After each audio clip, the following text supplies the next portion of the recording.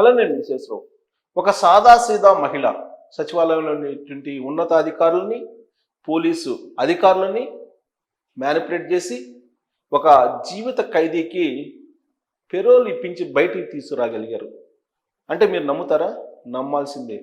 నెల్లూరు జిల్లాకు సంబంధించినటువంటి అరుణ అనేటువంటి ఈవిడ 2010 నుంచి ఆవిడ గ్యాంగ్ నిర్వహిస్తూ ఉన్నారు. అంటే దాని వెనక పోలీస్ సపోర్ట్ ఎంత ఉందో మీరు ఊహించుకోవచ్చు. నెల్లూరు జిల్లాలో అప్పట్లో పనిచేసినటువంటి ఒక పోలీసు ఉన్నతాధికారి సపోర్ట్ తోటి ఆవిడ ఇవన్నీ చేయగలిగారు. ఆయనతో ఉన్నటువంటి సాన్నిహిత్యమే ఆవిడ్ని ఒక అసాంఘిక శక్తిగా మలిచింది. శ్రీకాంత్ అనేటువంటి ఒక జీవిత ఖైదీకి పెరోల్ ఇప్పిస్తూ ఇప్పుడు వార్తల్లో ఎక్కారు ఆవిడ. ఇది మామూలు వాళ్ళకి సాధ్యం కాదు. పెరోల్ ఇవ్వద్దు అంటూ 3 ఎస్పీలు హోంశాఖ లెటర్ రాస్తే, కానీ హోంశాఖలో ఉండేటువంటి ఉన్నతాధికారులతో అంటే సచివాలయంలో ఆమె లైజనింగ్ చేసి శ్రీకాంత్కి పెరోల్ ఇప్పించగలిగింది. ఆ పెరోల్లో ఉన్నటువంటి శ్రీకాంత్ని హాస్పిటల్లో కలిసింది ఆవిడ. కలిసి ఆ శ్రీకాంత్ చేత మసాజ్ చేయించుకుంటున్నటువంటి విజువల్స్ కూడా బయటకు వచ్చాయి. అంటే ఆవిడ ఏ స్థాయిలో గ్యాంగులు నడిపించింది, ఏ స్థాయిలో నేర సామ్రాజ్యాన్ని స్థాపించిందో మనం ఊహించుకోవచ్చు. ఇదంతా కూడా వైఎస్ఆర్ కాంగ్రెస్ పార్టీ అధికారంలో ఉన్నప్పుడు జరిగినటువంటి తతంగం. ఈ తతంగానికి సంబంధించి నేను ఒక వీడియో చూపిస్తాను. ఆ వీడియో చూసిన తర్వాత అసలు ఆవిడ ఎంత స్ట్రాంగ్ హోల్డ్ కలిగి ఉన్నారు అనేది తెలిసింది. ఆసుపత్రిలో ఇప్పుడు తాజాగా పెరోల్ మీద వచ్చారు శ్రీకాంత్ అనే జీవిత ఖైదీ. ఇతను క్లోజప్లో చూపించవచ్చు. జీవిత ఖైదీ ఇతను పెరోల్లో ఉన్నటువంటి జీవిత ఖైదీ హాస్పిటల్లో ఉంటే హాస్పిటల్కి అరుణ అనే ఆవిడ వెళ్ళారు. అతని చేత మసాజ్ చేయించుకుంటూ వాళ్ళిద్దరు సరస సల్లాపాలు ఆడుకుంటున్నారు హాస్పిటల్లో.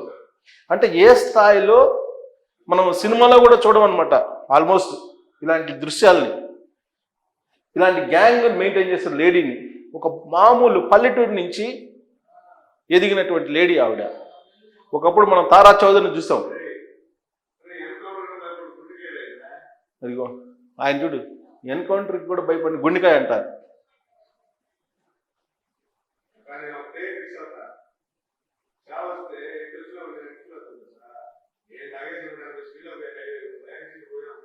ఇది హాస్పిటల్లో వాళ్ళ సరస్సల్లాపాలు ఆ సందర్భంగా మాట్లాడుకుంటున్నటువంటి దృశ్యం.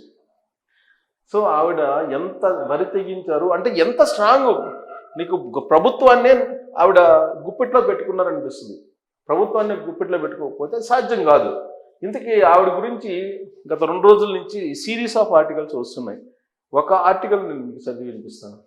బొటెక్ నడిపేది ఆవిడ. బొటెక్ నడిపేటువంటి ఆవిడ పోలీసుల్ని శాసించారు. నెల్లూరు జిల్లాలో అరాచక శక్తిగా ఓ మహిళ. వైకాపా హయాంలో ఆ పార్టీ నాయకుల అండదండలతో దందాలు. అప్పట్లో నెల్లూరులో పనిచేసిన ఓ పోలీసు ఉన్నతాధికారితో సన్నిహిత సంబంధాలు. 5 ఏళ్లలో సెటిల్మెంట్లు పర్వం. తాజాగా మళ్ళీ పైరవీలు మొదలు. ఒకప్పుడు ఆమె చిన్న బొటిక్ నిర్వహించుకునేవారు. వైకాపా హయాంలో ఆ పార్టీ నాయకుల అండదండలు అప్పట్లో జిల్లాలో పనిచేసిన ఓ పోలీసు ఉన్నతాధికారితో సన్నిహిత సంబంధాలతో 5 ఏళ్లలో అత్యంత పవర్ఫుల్గా తయారయ్యారు. జిల్లాలోని పోలీస్ స్టేషన్లను తన కనుసైగలతో శాసించేంతగా తయారై సెటిల్మెంట్లు దందాలతో పెట్టరిగిపోయారు. డెల్ను ఏర్పాటు చేసుకుని రౌడీ షీటర్లతో గ్యాంగులు నడిపించారు. ఒక సాధారణ మహిళ ఇవన్నీ చేశారు. గంజాయి స్మగ్లింగ్ చేస్తూ ఆ రూట్లో కూడబెట్టారు. తనను తాను ఓ స్వచ్ఛంద సంస్థ కార్యదర్శిగా పరిచయం చేసుకుంటూ ఈ దందాలు చేసేవారు. కూటమి ప్రభుత్వం వచ్చాక కొన్నాళ్ల పాటు వ్యూహాత్మకంగా మౌనం పాటించిన ఆమె తాజాగా మళ్ళీ పైరవీలు దందాలు మొదలుపెట్టేశారు. ఓ హత్య కేసులో దోషిగా తేలి యావజ్జీవ శిక్ష అనుభవిస్తున్న శ్రీకాంత్ అనే ఖైదీకి నిబంధనలకు విరుద్ధంగా ఇటీవల పెరోల్ ఇప్పించడంలో ఆమెదే కీలక పాత్రని సమాచారం. అధికార యంత్రాంగం ఆమెకు ఎంతలా సాగిలపడింది. ఓ వైన్ షాప్ మేనేజర్ను హత్య చేసినటువంటి కేసులో తిరుపతి జిల్లా గూడూరుకు చెందిన శ్రీకాంత్ను దోషిగా తేల్చి న్యాయస్థానం యావజ్జీవ కారాగార శిక్ష వేసింది. 2010 నుంచి నెల్లూరు కేంద్ర కారాగారంలో అతను ఖైదీగా ఉన్నాడు. 2014 ఫిబ్రవరి 12న జైలు నుంచి తప్పించుకుని పారిపోయిన శ్రీకాంత్ 2018 నవంబర్లో మళ్ళీ పోలీసులకు చిక్కి అప్పటి నుంచి జైల్లో ఉన్నాడు. అంటే ఆల్మోస్ట్ 2014 నుంచి 18 దాకా అతను పరారీలో ఉన్నాడు.